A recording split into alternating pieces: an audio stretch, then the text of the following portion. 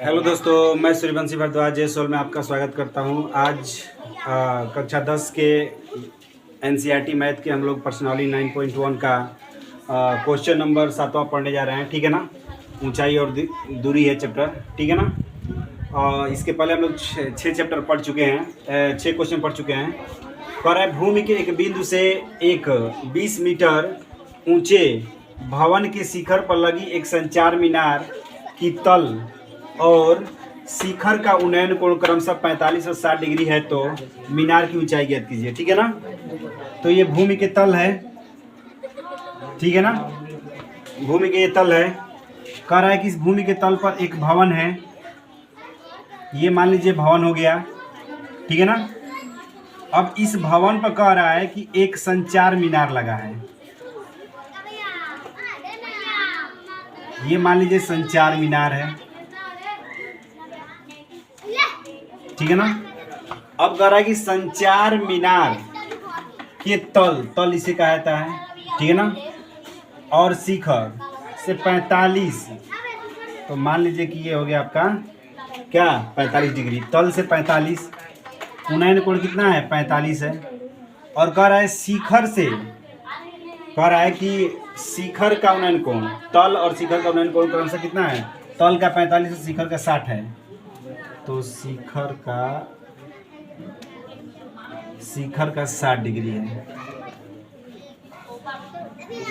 ठीक है ना। शिखर का कितना है 60 डिग्री है। मतलब शिखर का जो कोण है वो कितना है 60 डिग्री है। ठीक है। तो कह रहा है कि मीनार की ऊंचाई ज्ञात कीजिए। तो इसकी ऊंचाई पूछ रहा है। तो इसकी ऊंचाई h मान लीजिए। माना कि मीनार की ऊंचाई क्या है। माना मीनार की ऊंचाई क्या है h मीटर है। माना मीनार की ऊंचाई क्या है h मीटर है। ठीक है ना। अब जो भवन कर रहा है भूमि के एक बिंदु से 20 मीटर की एक 20 मीटर ऊंचे भवन की लंबाई दे दिया है 20 मीटर ऊंचा। ठीक है ना। तो कह रहा है कि मीनार की शिखर की ऊंचाई ज्ञात कीजिए। तो A, B, C और D ले लेते हैं। ठीक है ना। तो सबसे पहले देखिए, ध्यान दीजिए, हमने इसको मान लिया आधार x। ठीक है ना। हमने मान लिया क्या, इसको आधार x कि भवन का आधार क्या है। भवन का आधार x है। भवन का आधार क्या है x मीटर है। ठीक है। अब हम लोग सबसे पहले किस में लेंगे, देखिए क्या क्या दिया है। ऊंचाई दिया है, आधार दिया है। ठीक है ना। तो सबसे बड़े त्रिभुज में भी ले सकते हैं, छोटे त्रिभुज में ले सकते हैं, कोई भी किसी में भी ले सकते हैं। ठीक है ना। तो अगर बड़े त्रिभुज में लेंगे तो आपका ऊंचाई हो जाएगा, बड़े त्रिभुज में ऊंचाई हो जाएगा कितना h प्लस 20 मीटर। ठीक है। तो अब यहाँ पर हम लोग क्या करेंगे कि अगर बड़ा त्रिभुज लेंगे तो ऊंचाई ये हो जाएगा, आधार ये हो जाएगा। छोटे त्रिभुज में लेंगे तो ऊंचाई ये हो जाएगा, आधार ये हो जाएगा। तो देखिए बड़े त्रिभुज के लिए क्या दिया है। बड़े त्रिभुज में आधार ये दिया, ऊंचाई ये दिया है, आधार ये दिया है। ठीक है ना। तो बड़ा त्रिभुज लेंगे तो कोण 60 डिग्री हो जाएगा, और छोटा त्रिभुज लेंगे तो कोण 45 डिग्री हो जाएगा। तो लिखेंगे समकोण त्रिभुज ACD में, समकोण त्रिभुज ACD में।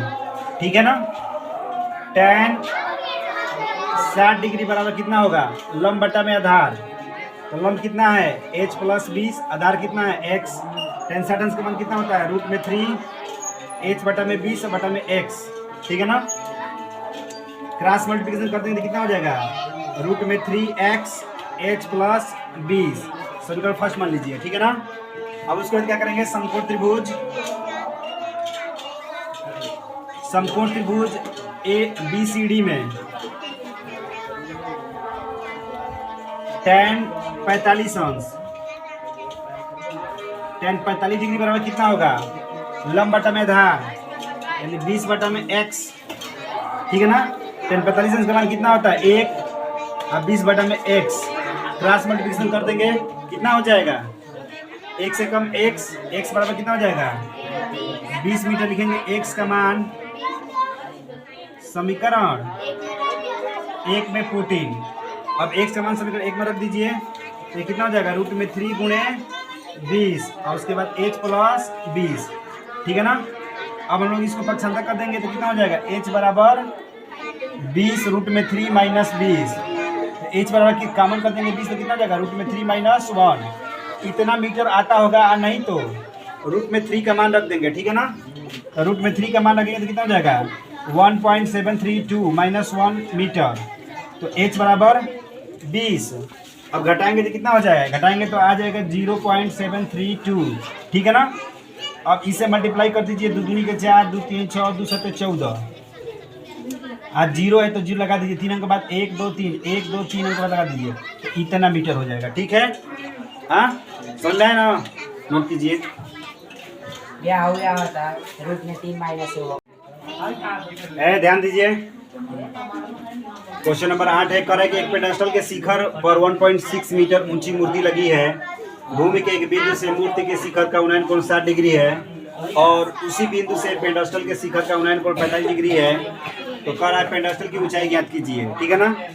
तो पेडेस्टल की ऊंचाई, तो मान लीजिए कि पेडेस्टल ये क्या है, कोई ये पेडेस्टल है ए बी, कह रहा है कि इस पर एक मूर्ति लगी है, कितना 1.6 मीटर, इसकी लंबाई जो दिया है 1 पॉइंट कितना है 6 मीटर है, ठीक है ना। ये मान लीजिए कोई सी है, तो कह रहा है कि भूमि के एक बिंदु से मूर्ति के शिखर का उन्नयन कोण,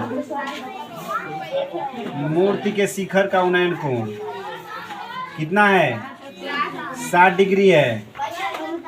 फिर कह रहा है कि और उसी बिंदु के पेडेस्टल के शिखर का उन्नयन कोण, अब पेडेस्टल के शिखर का उन्नयन कोण बिंदु वही रहेगा, ये मान लीजिए कोई बिंदु डी है और इसका उन्नयन कोण कितना है 45 डिग्री है, तो कह रहा है कि पेडेस्टल की ऊंचाई ज्ञात कीजिए। तो माना कि पेडेस्टल की ऊंचाई क्या है, माना कि पेडेस्टल की ऊंचाई h मीटर है, तो मान लीजिए कि माना पेडेस्टल की ऊंचाई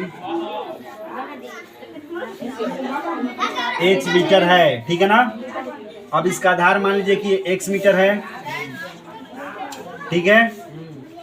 अब देखिए हमारे पास क्या क्या जानकारी है, लंब है, आधार है, फिर अब देखिए अगर बड़े त्रिभुज में लेंगे तो लंब क्या हो जाएगा हमारे लिए, बड़े त्रिभुज में लंब क्या हो जाएगा h प्लस 1.6 मीटर, ठीक है ना। तो लिखेंगे समकोण त्रिभुज CBD में, त्रिभुज CBD में, ठीक है ना। तो क्या हो जाएगा tan CBD में, तो tan अगर बड़े वाला त्रिभुज लेंगे तो उसके लिए कोण हो जाएगा 60 डिग्री, tan 60 डिग्री वाला लंब बटा आधार, तो लंब कितना दिया है h प्लस 1.6, आधार कितना है बटे में x, tan 60 का मान कितना होता है रूट में 3, h प्लस 1.6 बटे में x, क्रॉस मल्टीप्लिकेशन कर देंगे तो कितना हो जाएगा रूट में 3x, h प्लस 1.6, समीकरण फर्स्ट, ठीक है ना। अब समकोण त्रिभुज हम लेंगे छोटे वाले में ABD में, समकोण त्रिभुज ABD में। अब इसमें क्या है, छोटे त्रिभुज में कोण होगा 60 डिग्री, तो tan 45 डिग्री बराबर कितना हो जाएगा, लंब बटा में आधार, तो लंब है h, आधार है x, tan 45 इसका मान होता है 1 h बटा x, क्रॉस मल्टीप्लिकेशन कर देंगे तो कितना हो जाएगा, ये हो जाएगा x इक्वल टू h, ये हो गया समीकरण क्या 2। अब लिख देंगे समीकरण x का मान, समीकरण 2 1 में पुट करने पर x का मान समीकरण 2 में रखने पर, ठीक है ना, पुट इन। तो अब रख दीजिए यहाँ पर, तो कितना हो जाएगा रूट में 3 इंटू h हो जाएगा h प्लस 1.6, अब h को पक्षांतर कर दीजिए तो क्या हो जाएगा रूट में 3 इंटू h माइनस h 1.6, तो h बराबर कितना, h कॉमन करेंगे तो कितना हो जाएगा रूट में 3 माइनस 1 1.6, ठीक है ना। अब यहाँ h इक्वल टू कितना हो जाएगा, h इक्वल टू हो जाएगा 1.6 बटे में रूट में 3 माइनस 1 गुणे रूट में 3 प्लस 1 बटे में रूट में 3 प्लस 1, ठीक है। अब h इक्वल टू कितना हो जाएगा 1.6 गुणे रूट में 3 प्लस 1। एक क्वेश्चन में a प्लस बी, दूसरा क्वेश्चन में a माइनस बी, तो क्या हो जाएगा a square minus B square.